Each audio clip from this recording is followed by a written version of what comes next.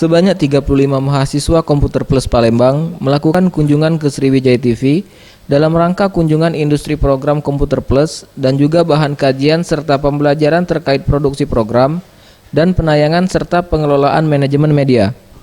Ardian, Humas Komputer Plus Palembang yang juga ikut serta mendampingi mengatakan, dalam kunjungannya kali ini ke Sriwijaya TV, para siswa diberikan pengetahuan tentang proses pengelolaan berita serta program dalam dunia televisi. Sehingga pengetahuan ini sangat bermanfaat dan dapat menjadi bekal untuk mahasiswanya bila bekerja di dunia broadcasting televisi nantinya. Kami pada hari ini mendapatkan ilmu dan wawasan yang sangat bermanfaat, yang dimana ilmu dan pengalaman ini akan sangat berguna bagi mereka sebagai bekal mereka nantinya untuk masuk dalam dunia kerja.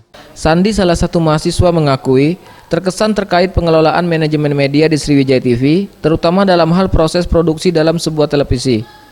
Ia berharap ke depannya, ia dan teman-temannya dapat mengambil dan menerapkan ilmu proses pengolahan dalam sebuah industri televisi. Wah, sangat luar biasa Pak ya. Karena selain kita dapat pengalaman, juga kita bisa menambah wawasan kita bagaimana sih dunia TV atau dunia industri dalam penyiaran dalam media ya.